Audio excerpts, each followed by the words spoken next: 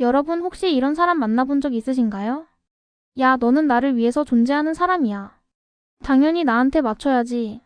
내 주변에 이런 사람이 있다면 손절가. 확실하죠. 어쩌면 여러분 스스로가 그런 사람일 수도 있고요. 안녕하세요. 여러분의 마음 지킴이 라이프 매직입니다. 오늘은 우리 주변에 너무나 흔한데 우리가 미처 알아차리지 못하고 당하고 있거나 혹은 스스로도 모르게 고통받고 있는 나르시시스트에 대해 이야기해보려 합니다. 이기적이고 자기중심적인 사람, 그 이상입니다. 그들은 타인의 감정을 공감하지 못하고 오직 자신만을 위해 타인을 이용하려 들죠. 그런데 말입니다. 이들이 사실은 엄청난 열등감 덩어리라는 거 아시나요? 그리고 겉으로는 강해 보여도 사실은 유리 멘탈이라는 것 또한요. 자, 상상해보세요. 제가 누군가를 향해 저 사람은 나를 부러워하고 질투하는 거야 라고 소리친다면 어떤 그림이 떠오르시나요? 사실 나르시시스트의 전형적인 모습인데요. 남들이 자신을 비판하면 그걸 겸허하게 받아들이기보다는 저것들은 나를 질투하는 거야 라고 착각하는 거죠. 왜 그럴까요? 그들의 내면에는 감춰진 엄청난 열등감이 자리하고 있기 때문입니다. 자기 모습 그대로는 도저히 버틸 수 없어서 나는 대단한 사람이야 라는 착각 속에서 사는 거죠. 타인이 자신보다 못하다고 생각하면 마구 무시하고 참 안타까운 질환입니다. 우리가 흔히 자신을 사랑하라는 말을 많이 듣죠? 당신은 사랑받기 위해 태어난 사람이라는 노래처럼 자신을 아끼는 마음은 분명 중요합니다. 하지만 문제는 그 사랑이 지나쳐서 오직 나 자신만을 사랑하게 될 때 발생합니다. 오늘 우리는 바로 이 병적인 자기애, 즉 나르시시즘에 대해 심도 있게 파헤쳐 볼 겁니다. 나르시시즘은 그리스 신화 속 나르키소스 이야기에서 유래했어요. 연못에 비친 자신의 모습에 반해버린 나머지 결국 물에 빠져 죽었다는 비극적인 이야기죠. 정신의학에서는 이를 자기애성 인격장애라고 부릅니다. 이들은 자신에게 온 세상의 에너지가 꽃처럼 집중되어 있다고 믿는 극도로 자기중심적인 사람들입니다. 쉽게 말해 자신이 엄청나게 특별하고 우월하며 세상은 오직 자신을 위해 존재한다고 믿는 망상적인 생각에 사로잡혀 있죠. 그리고 이러한 믿음 때문에 타인을 철저히 무시하고 공감 능력은 찾아볼 수 없습니다. 놀랍게도 많은 분들이 자존감이 높은 사람을 자기애성 인격장애로 오해하곤 합니다. 하지만 이건 큰 오해입니다. 자존감이 높은 사람은 자기 자신을 있는 그대로 존중하고 사랑할 줄 알기 때문에 굳이 남들에게 자신의 가치를 증명하려고 애쓰지 않아요. 자존심을 내세우지도 않죠. 오히려 자존심을 심하게 부리거나 타인에게 인정받고 싶어 안다라는 사람들이 자기애성, 인격장애와 연관성이 깊습니다. 그럼 왜 이런 병적인 자기애가 생겨나는 걸까요? 핵심은 바로 어린 시절에 있습니다. 부모로부터 충분한 인정과 수용을 받고 자란 아이들은 건강한 애착관계를 형성하고 자신을 있는 그대로 받아들이게 됩니다. 하지만 부모에게서 충분히 채워지지 못한 인정 욕구가 있거나 심한 경우 학대나 방임 같은 경험을 한 사람들은 나는 항상 부족한 사람이라는 깊은 열등감을 내면에 품게 됩니다. 이 열등감은 너무나도 슬픈 현실이죠. 자신의 초라하고 보잘것없는 모습을 견딜 수 없어서 결국 자신을 지키기 위한 방어기제를 작동시키는데 이게 바로 병적인 자기의 시작입니다. 그들은 나는 사실 대단한 사람이야. 내가 몰랐을 뿐이지. 난 우월한 존재야. 라는 망상적인 믿음을 스스로에게 주입하는 거죠. 그렇기 때문에 나르시시스트들은 타인을 대할 때 저 사람들은 당연히 나를 대우해 줘야 해라는 특권 의식을 가지고 행동합니다. 어렸을 때 아무도 자신을 챙겨주지 않았기 때문에 성인이 되어서도 끊임없이 타인으로부터 인정과 보살핌을 받으려고 하는 겁니다. 그들은 인간관계에서 늘 그들은 나를 위해 존재해야 하고 나에게 뭔가를 해줘야 해라는 자기적인 관계를 형성할 수밖에 없습니다. 자기애성 인격장애의 진단 기준을 들여다보면 두 가지 상반된 모습이 동시에 존재한다는 것을 알 수 있습니다. 하나는 자신이 대단하다고 착각하거나 대단하게 보이려는 과장된 모습이고 다른 하나는 그 밑에 깔려있는 엄청나게 약한 모습들, 즉 열등감과 낮은 자존감입니다. 재미있게도 이 자기애성 인격장애는 경계선 인격장애, 연극성 인격장애, 반사회성 인격장애와 함께 비군 인격장애로 분류되는데 이들 모두에게서 공통적으로 나타나는 특징이 바로 심한 감정 기복입니다. 주변에서 조금만 치켜 세워주면 마치 세상의 왕이 된 것처럼 우쭐대다가도 남들이 자신을 인정해주지 않거나 조금이라도 무시당하는 상황이 오면 마치 속절없이 무너지는 모래성처럼 하염없이 무너져 내립니다. 왜냐하면 그들의 과대망상적인 자기애는 사실 보잘것없는 열등감을 덮어놓은 꼴이기 때문에 작은 균열이라도 생기면 그들은 견딜 수 없어 합니다. 그래서 그들은 자신에 대해서는 엄청나게 과대 포장하고 타인에 대해서는 매우 공격적이거나 지배적인 태도를 취하는 거죠. 너는 날 위해 존재하는 거야. 라는 생각으로 남들을 양심의 가책 없이 이용해 먹기도 합니다. 마치 어렸을 때 가지고 놀던 장난감처럼요. 그들은 주로 자신보다 사회 경제적 지위가 높은 사람들과 어울리는 것을 좋아하고 그런 사람들을 찾아다니며 인맥 허세를 부리곤 합니다. 내가 누군 줄 알아? 나 그 유명한 누구누구랑 친해. 같은 식이죠.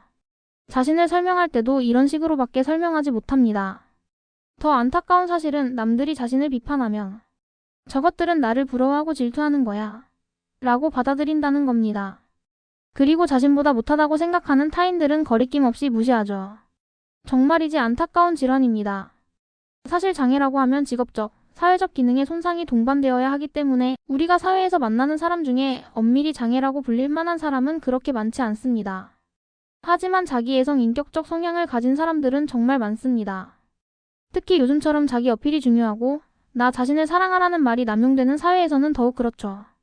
오직 자기 잘난 맛에 사는 것을 넘어 타인을 이용하고 착취하며 무시하는 모습들을 보이는 사람들이 꽤나 많다는 것이 문제입니다. 자기애에는 건강한 자기애와 병적인 자기애가 있습니다. 나르시시스트들은 바로 이 병적인 자기애를 너무 많이 갖고 있는 경우라고 이해하시면 됩니다. 자신이 진정으로 행복하기 위해서는 타인과의 진실된 교류가 필수적인데 이들은 타인에게 진실된 관심이 부족하고 공감을 전혀 하지 못합니다. 그러다 보니 결국에는 외로운 삶을 살 수밖에 없습니다. 그리고 그 외로움을 채우기 위해 더욱더 집착하는 것이 바로 자신의 외모, 사회적 지위, 재력 등 보여지는 것들입니다. 결과적으로는 행복과는 점점 더 멀어지는 인생을 살게 되는 거죠. 보통 자기애성 인격 장애 환자분들은 정신과에 절대 오지 않습니다.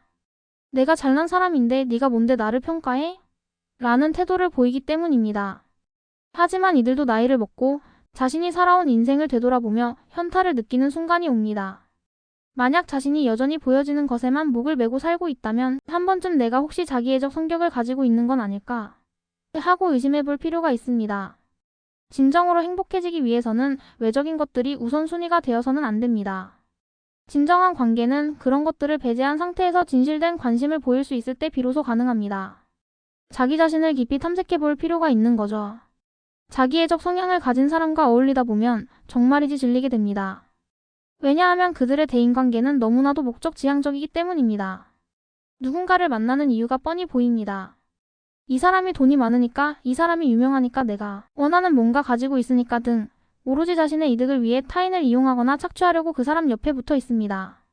자신도 비슷한 방식으로 사람들에게 대접받기를 원하기 때문에 목적을 가지고 사람을 만나는 거죠. 그리고 놀랍게도 그들이 조금 잘 되기 시작하거나 사회 경제적 지위가 올라갈수록 주변 사람을 대하는 태도가 완전히 달라집니다. 보통 사람은 처음 성공을 맛보면 몇 달 동안은 눈에 뵈는 것 없을 때가 있죠. 하지만 대부분은 시간이 지나면서 이렇게 살면 안 되겠구나 하고 깨닫고 제자리로 돌아옵니다. 그런데 나르시시스트들은 다릅니다. 그들은 오히려 그 시기가 더욱 심해지고 주변 사람들과의 관계를 더욱 파괴적으로 만듭니다. 혹시 내 친구나 지인 중에 이런 사람이 있나? 혹은 주변 사람들이 점점 나로부터 멀어지고 있는 건 아닌가 하고 한 번쯤 생각해 볼 필요가 있습니다.